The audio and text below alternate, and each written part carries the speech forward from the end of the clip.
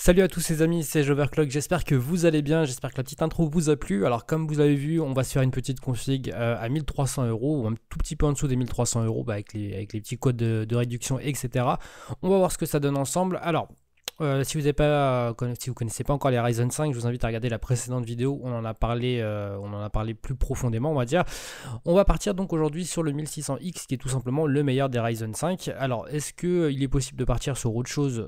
Forcément oui, on peut partir si vous voulez sur le 1600 hein, qui est un petit peu moins cher, qui est une trentaine d'euros moins cher et qui n'est pas forcément beaucoup moins bon en soi. Il y a quelques pourcentages de différence en gaming ou en applicatif comme on l'a vu, mais ça suffit largement. Alors aujourd'hui on se fait une config gaming, ne prenez bien en considération hein, si vous avez regardé la dernière vidéo, je vous invite vraiment à regarder le lien que j'ai mis dans la description qui était un article fait par Dware.fr où vous avez l'ensemble des benches de jeux vidéo, etc. Donc ce sont bien des CPU destinés au gaming. Parfois elles sont meilleures que les Intel 7600K hein, qui est son concurrent, parfois en dessous, ça va dépendre beaucoup des jeux auxquels vous jouez. En attendant, très honnêtement, je vous dis ce qu'il en est. À l'heure d'aujourd'hui, si je me refais une config, ça sera très honnêtement du Ryzen 5 et non pas du 7600K. Peu importe si je fais du gaming ou si je fais autre chose. Très honnêtement, ils sont beaucoup plus polyvalents et ça va de soi que je partirai là-dessus. Après, voilà, c'est un avis purement personnel. Donc pour ce qui est de ces CPU, on en a déjà assez parlé. Pour la carte mère, donc l'Asus Prime B350+, pourquoi celle-ci? Tout simplement parce qu'on n'a pas énormément de choix à l'heure actuelle en AM4, donc pour ces Ryzen. Elle existe aussi en micro ATX par exemple. Moi je la prends en ATX parce que voilà, je préfère ce modèle là, elle est un petit peu plus chère, 115 €. Comme je vous l'ai dit, il n'y a pas énormément de modèles qui malheureusement sont disponibles. Et globalement, on n'a pas forcément d'excellentes cartes mères et celle-ci fait partie quasiment des meilleures parce que voilà, il y a plein de points encore à améliorer et je pense que d'ici quelques temps, on aura peut-être des cartes mères un petit peu plus sympathiques. Alors, le seul point négatif qui est assez négatif d'ailleurs, c'est les coudées. Hein, donc voilà, il y en a 4 et c'est malheureusement pas comme on les aime. Quoi qu'il en soit, pour les SATA, hein, je parlais. Après, voilà, c'est une carte mère qui dispose de toutes les fonctionnalités. Alors, je crois pas qu'elle est compatible avec le système Aurora ou Aurore, je ne sais plus comment ça s'appelle chez Asus, si je vous dis pas de bêtises. Quoi qu'il en soit, voilà, on a une connectique qui est assez complète. Alors ne vous fiez pas aux deux ports, aux deux sorties, hein, donc il y a une VGA et une DVI, pardon. Tout simplement parce que les CPU Ryzen ne sont pour l'instant pas équipés de chips, enfin d'IGP tout simplement, hein, de partie graphique. Ça va être destiné un petit peu plus tard aux APU, en tout cas on l'espère. Pour ce qui est de la partie audio, c'est du pas très récent si je vous dis pas de bêtises. Après voilà, je sais qu'on est de plus en plus pardon, à avoir des casques USB, donc du coup c'est pas bien gênant. Mais effectivement c'est pas forcément du très récent en ce qui concerne le chipset audio. Quoi qu'il en soit, voilà, ça suffira largement, mais pour les connaisseurs, ça pourrait vous déplaire. Donc voilà, c'est pas forcément une carte mère que j'aurais conseillé à proprement parler, mais vu le peu de choix qu'on a actuellement, en fait, on n'a pas énormément de cartes mères disponibles. Comme vous pouvez le voir, ça part en fait dans des prix qui sont vite assez élevés. Hein. Vous allez on part sur du 330 € et après ça descend jusqu'à 94 € et on n'a pas énormément de choses bien mieux que ça. Donc voilà, après ce sera à vous de prendre celle qui vous plaît le plus, mais globalement c'est une bonne carte mère. Pour ce qui est de la RAM c'est cher, mais celle-ci est un petit peu moins chère que d'habitude, puisque là on a un kit de 16 Go pour 130 €, donc forcément c'est toujours un petit peu cher, mais c'est suffisamment bon. Alors pourquoi, vous allez peut-être me poser la question, pourquoi on prend du 2666 et pas on n'irait pas chercher du 3000 par exemple, ou ce genre de choses? Tout simplement parce que les montées en fréquence sont très compliquées avec les cartes mères AM4. Je vous invite encore une fois à aller regarder l'article de hardware.fr. Ils ont du mal à booter au-dessus de 2400, etc. C'est très compliqué d'atteindre les fréquences natives des barrettes en ce moment. Il y aura certainement des patchs qui viendront corriger tout ça, mais pour l'instant, voilà, 2166 ça suffit. Je suis même pas certain qu'on pourra les faire booter là-dessus. À mon avis, ça restera bloqué à 2400, mais quoi qu'il en soit, prenez la barrette qui vous plaît le plus, mais celle-ci était en promo, donc je pense que ça suffira.